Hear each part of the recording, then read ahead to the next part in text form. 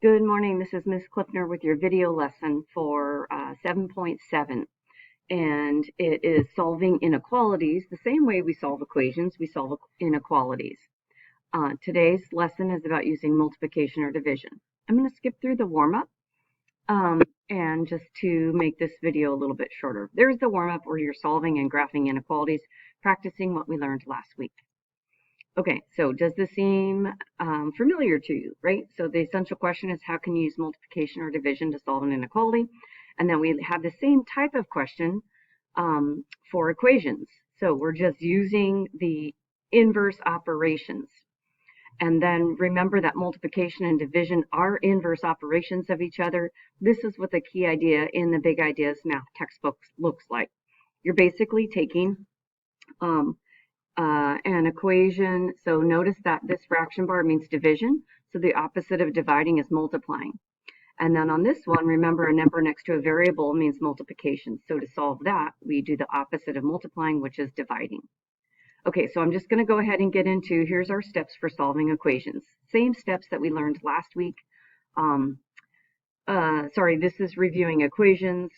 And then I'm going to put this up here, switch this around and fill in the same kinds of words that we did last week, where I was trying to get you guys to think about solving. There we go. Oops, that didn't work. Okay, I need this in the front.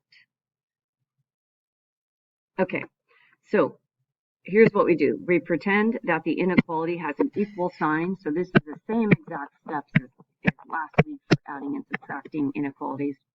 We put in the equal sign. We look at the variable side and do the opposite. Whatever you do to one side, you do to the other. And then, of course, because it's an inequality and there are many solutions, we graph the solutions with an open or closed circle. The arrow matches the direction of the inequality if the variable is written first. And then we have a circle check and an arrow check. Circle check, you change the inequality to the equal sign. You plug in the number where you have the circle.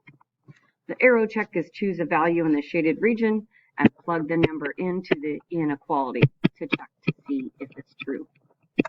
Same steps as last week. Okay, so here we go. Here's our example. The inequality is x divided by 5 is less than or equal to 2. So what number divided by 5 would still be less than or equal to 2? This is division. The opposite of dividing is multiplying. So I multiply this side by 5 over 1, and I multiply this side by 5. The 5s and the 5s cancel out. It equals a giant 1. Oops, I forgot to draw my balance scale. Now I have x is less than or equal to 2 times 5 is 10. I go to my number line. I put 9, 10, 11. The variable's written first. The inequality points to the left. Remember, this is a closed circle symbol because it includes 10. I put the closed circle on the 10, draw my arrow this way. My circle check is to use the original inequality, but pretend it's an equation. X divided by 5 equals 2. I plug in the 10 where my circle is. 10 divided by 5 equals 2. Yes, I get 2 equals 2. I know my circle's in the right place. Now I'm going to do the arrow check. I put the original, this time inequality, and I pick a number underneath the arrow. Now, since I'm dividing by 5, I'm going to be strategic about the number that I'm going to choose. I don't want a fraction. I know if the arrow goes off to the left, that 5 is a solution. So I'm going to plug in 5 to make the math easy. 5 divided by 5 is 1, and 1 is less than or equal to 2. That's how I know the arrow is going in the right direction. Okay, so I'm just going to do one more example to keep the video short. I'll show one of the OYOs, and then we have one more example and another OYO.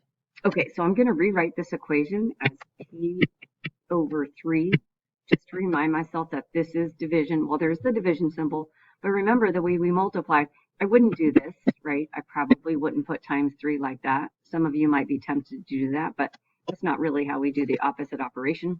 So over here, I'm putting a times 3 over 1, and this side is just times 3 because that's a whole number. The 3's cancel out. I get p is greater than 6. So I put 5, 6, 7 on my number line, open circle. The arrow is going to go this way. I'm just going to point out on number 3, because the variable well, actually, I'm going to solve this one and then I'll do the check. Multiply both sides by 7, right? I look at this variable side. The opposite of dividing by 7 is multiplying by 7. So I get 7 is less than S. Remember, what I'm going to do is rewrite it. So I'm going to put that S is greater than 7.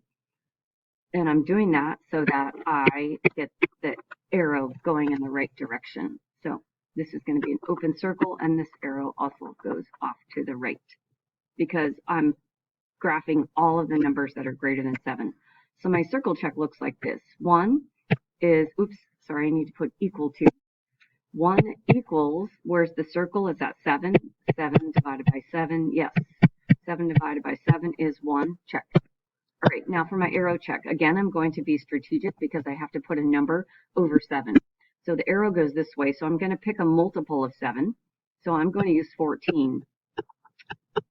So instead of the S, I write 14 over 7, and 1 is less than 2. Check. Okay, so now we have a multiplication problem. I'm going to rewrite it here so I have room to solve it. What number times 4 is is greater than 32? So I look at the side with a variable. The opposite of multiplying by 4 is dividing by 4. I get n is greater than 8. I draw my number line, 7, 8, 9, open circle, goes off to the right. I'm going to do my circle check to check and see if the arrow is in the right place by plugging 8 into the inequality, but I'm making that an equation to see if 8 is exactly the right number, the right place for the circle. And then I do 4 times 8 is 32, and this side equals 32. Yes, the equation balances, it works. Now for my arrow check, I don't have to pick a multiple because I am multiplying 4 times n. So I can go ahead and pick the 9. So 4n is greater than 32. I'm plugging in 9 because that is underneath the shaded arrow. So 9 times 4, 36 is greater than 32. So the arrow worked. Okay, so I'm just going to solve one of the examples. One of the OYOs. I'm going to draw my balance scale first. I'm rewriting it so I have room to solve it. Here's my balance scale. I look at the side with the variable. The opposite of multiplying by 2 is dividing by 2. So I divide both sides by 2. I get 25 is less than or equal to m. And I'm going to turn that around and graph m is greater than or equal to 25. Notice the crocodile was eating m, still eating m, so I got the inequalities written in the correct direction. I'm just going to put 24, 25, 26 on my number line. This is a closed circle. This is what I'm using to graph, and the m is written first, and the arrow matches the inequality.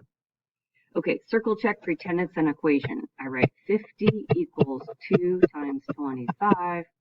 Yes, 50 equals 50. And then the arrow check, I can pick something just right underneath the arrow. How about 26? So I'll say 50 is less than or equal to 2m, and I'll plug in 26 in place of the 2, and I get 50 is less than or equal to 52, and that is true, so I know my arrow goes the right way. Okay, I know it was kind of fast, but you're welcome to go back and look at the steps, but it's very similar to solving equations with multiplication and division. Good luck.